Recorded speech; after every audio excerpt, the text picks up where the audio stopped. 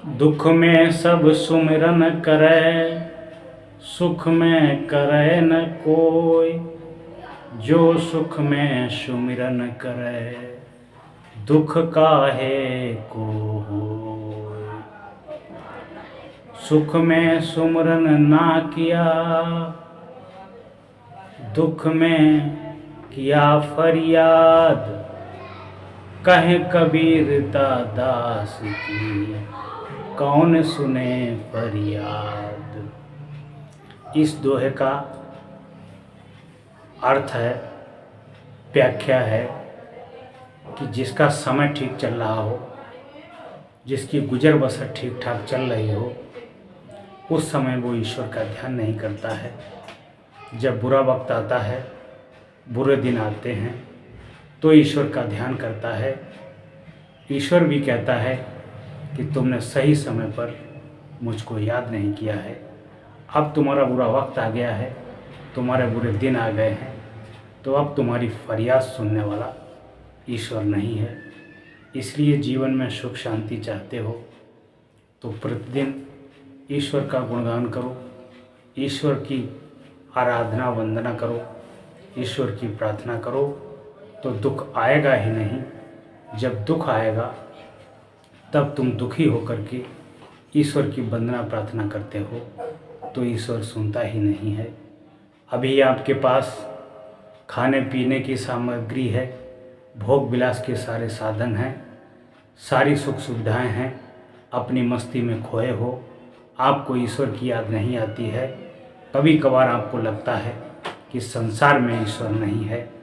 जब बुरा दिन आता है, बुरा वक्त आता है, हर कहीं से तुम्हारा सहारा टूट जाता है, सब कुछ छूट जाता है, तब तुम्हें ईश्वर की याद आती है कि हे प्रभु, आप ही हमारे हो और इस संसार में हमारा कोई नहीं है।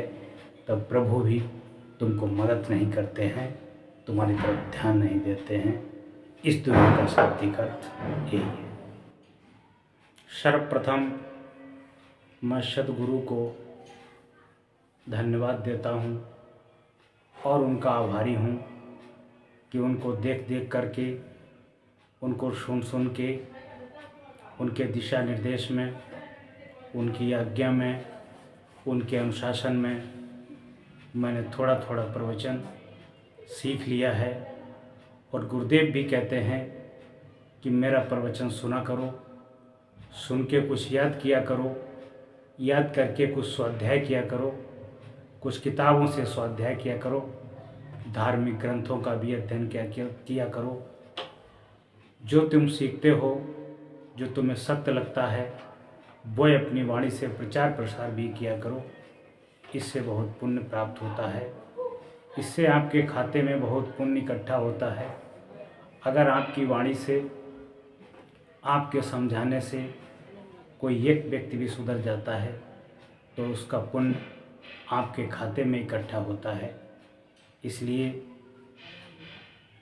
धर्म की राह पर चल कर के लोगों को नए नए प्रवचन देना, नई नई सीख देना, नया नया ज्ञान देना, जीने की कला सिखाना, अवगुणों को दूर करना, उनके गुणों को विकसित करना, ये बहुत बड़ी कला है।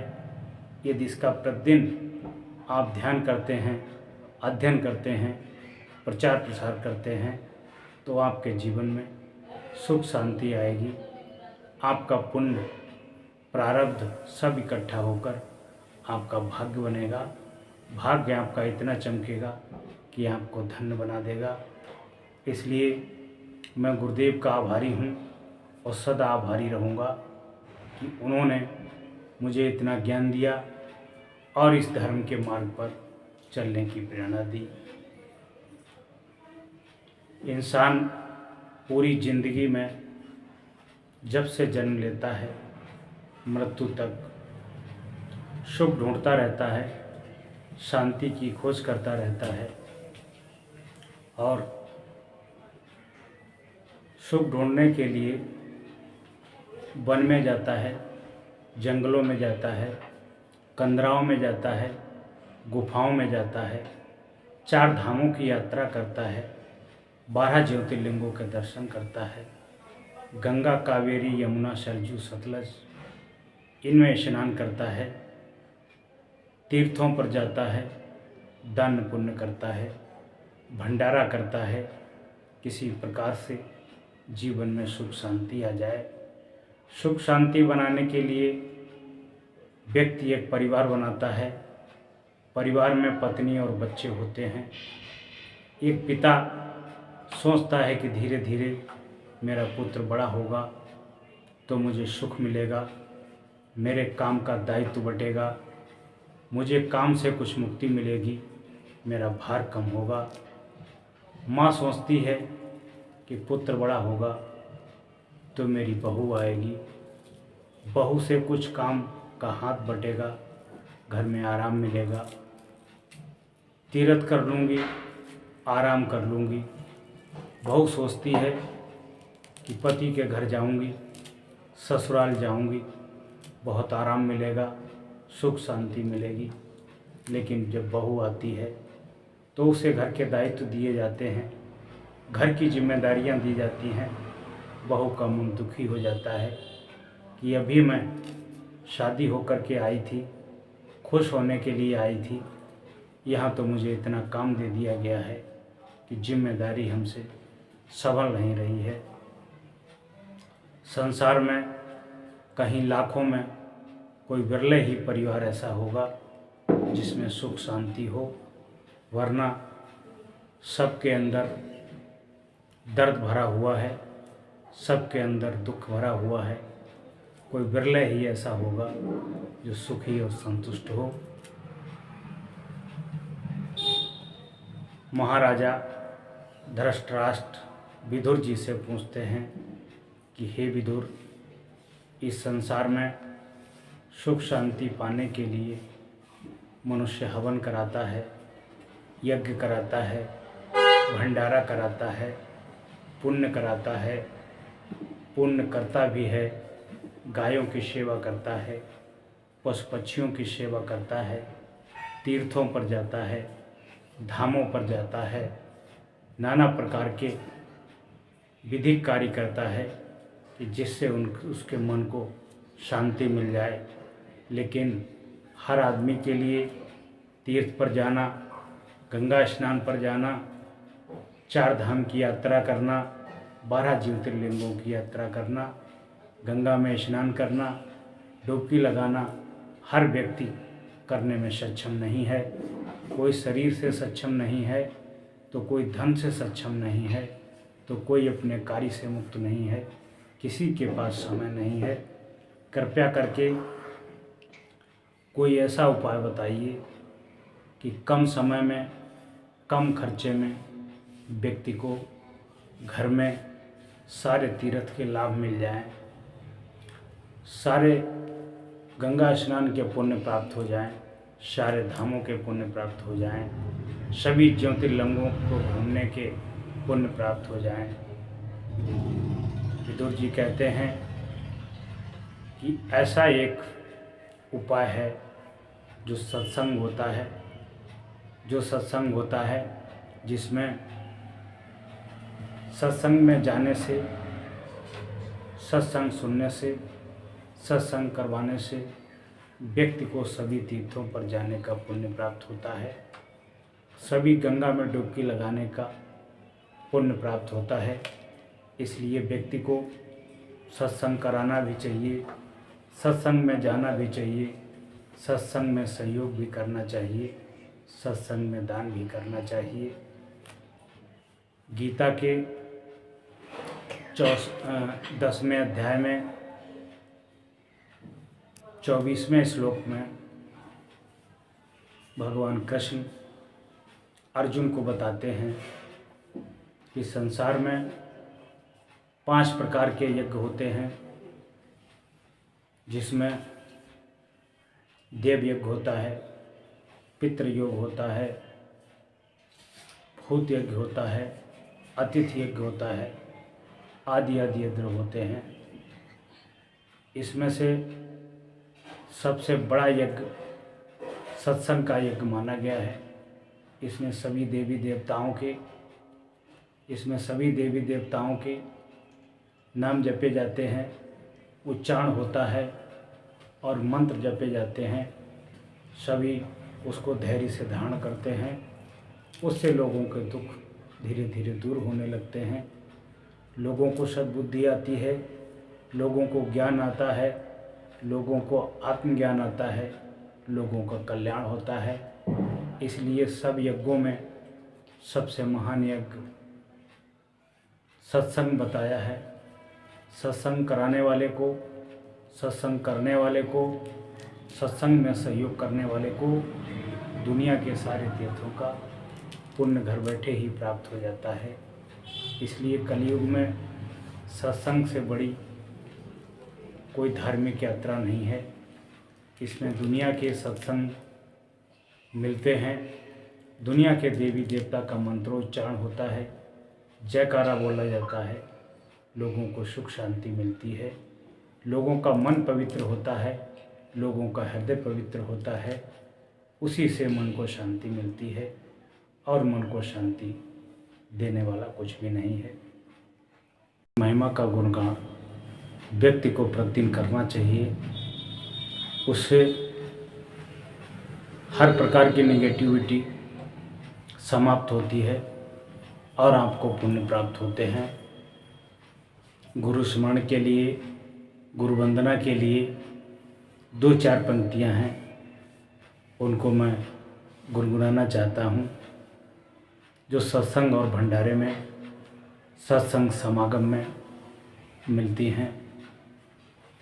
सारे तीर्थ धाम आपके चरणों में, सारे तीर्थ धाम आपके चरणों में, है गुरुदेव प्रणाम आपके चरणों में, मुझे मिलता है आराम आपके चरणों में, है गुरुदेव प्रणाम आपके चरणों में। जन्म के दाता माता पिता हैं, जन्म के दाता माता पिता हैं, आप हैं कर्म के दाता। जन्म के दाता माता पिता हैं, आप हैं कर्म के दाता। आपके नाते हैं ईश्वर से, आपके नाते हैं ईश्वर से, आप हैं भाग्य विधाता, आप हैं भाग्य विधाता। सारे तीर्थ धाम आपके चरणों में, सारे तीर्थ धाम आपके चरणों में, हे गुरुदेव प्रणाम आपके चरणों में, मुझे मिलता है आराम आपके चरणों में, है गुरुदेव प्रणाम आपके चरणों में। दुखिया मन और रोगी तन को, दुखिया मन और रोगी तन को, मिलता है आराम आपके चरणों में। दुखिया मन और रोगी तन को, मिलता है आराम आपके चरणों में, है गुरुदेव प्रणाम आपके चरणों में। चारों तीर्थ धाम आपके चरणों में, चारों तीर्थ धाम आपके चरणों में, है गुरुदेव प्रणाम आपके चरणों में। गुरु की महिमा इतनी अपरंपार है कि स्वयं भगवान राम से किसी भक्त ने, संत ने प्रश्न पूछा था कि प्रभु हर समय आप नहीं मिलेंगे, जब आप नहीं होंगे तो हम किसको याद करेंगे, किससे सलाह करेंगे, किससे भक्ति का मार्गदर्शन करेंगे। तब उन्होंने कहा था, कोई त्यागी तपस्वी वैराग्यवान अगर संत मिल जाए तो उसको मुझसे ऊंचा समझना, वही तुम्हारा उद्धार करेगा, वही तुम्हारा बेड़ा पार करेगा। तो गुरु के संदर्भ में, गुरु के संबंध में संत कबीर के प्रसिद्ध दोहे हैं, सुनिएगा। करता करे न कर सके, करता करे न कर सके, गुरु करे सब होय, करता करते कर सकै। गुरु करे सब होय, 7 खंड 9 दीप में, गुरु से बड़ा न कोई। 7 खंड 9 दीप में, गुरु से बड़ा न कोई। इसमें कहा गया है कर्ता अर्थात कर्म करने वाला जो व्यक्ति है, वो चाहे ईश्वर हो चाहे हम लोग हों, कर्ता कर्म कर सके।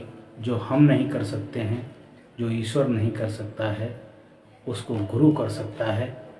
गुरु के अंदर इतनी सामर्थ्य है कि गुरु आपका भाग्य भी बदल सकता है, वो भी आपसे करवा सकता है जिसे आप असंभव कहते हैं।